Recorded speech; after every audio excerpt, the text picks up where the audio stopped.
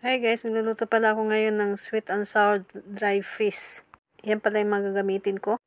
Isdang labahita, sugar, carrots, luya, bell pepper, sibuyas, bawang, kamatis, mantika, tomato sauce, paminta, vinegar, Ajinomoto. Hindi naglagay na ako ng mantika dyan sa kawali. Pipritohin muna natin yung labahita o sa Bisaya ay bulad. Then, binabad ko pala muna sa tubig yan. Dahil para matanggal yung kanyang alat. And then, prituhin muna natin lahat siya. Yan, okay na. Naprito na lahat. Hindi naglagay pala ako mantika dyan sa kawali ulit. Pag mainit na yung mantika natin, ilalagay na natin luya. And then, haluin muna natin siya. Hanggang lumabas lang kanyang aroma sa luya.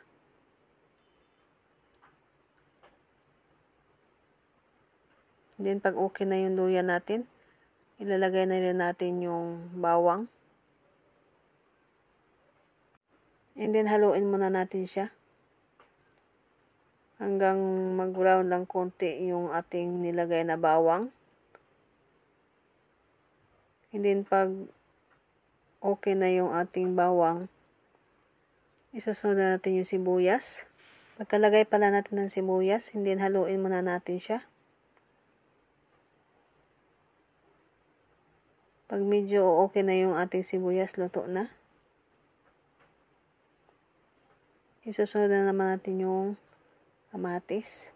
Pagkatapos pala nilagay natin yung kamatis, and then haluin muna natin siya. Pag naluto na yung kamatis na nilagay natin, susunod naman natin yung carrot dyan. Yan, ilalagay ko na siya. And then, haluin muna natin. Pagkatapos pala na nilagay natin yung carrots, bali isusunod ko na rin yung bell pepper. And then, haluin muna natin siya. Pagkatapos pala yan, nahihalo na natin siya. Bali, maglalagay na pala ako dyan ng paminta. At saka yung tomato sauce. Depende sa inyo kung ano available na sa bahay niyo. Pwede ketchup. Hindi, pagkatapos pala yan, maglagay na rin ako ng tubig. And then, haluin muna natin siya. Pagkatapos pala na hinalo natin siya, antayin muna natin siya na kumulo.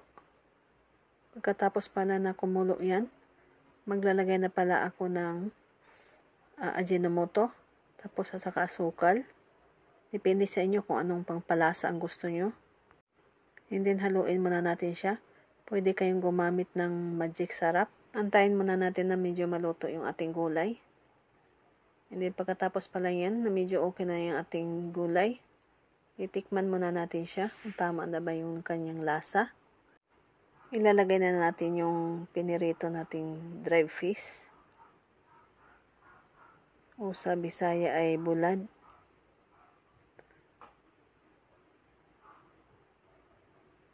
Yan, lahat na ilalagay na natin. Depende sa inyo kung gaano kadami yung tubig ilalagay nyo. So, pagkatapos pala yan, na medyo okay na yung nilagay natin dry fish. Bali, lagyan na natin siya ng sauce sa ibabaw. So, depende sa inyo kung gaano kadami ang tubig ang ilalagay nyo. O yung sauce na ilalagay nyo.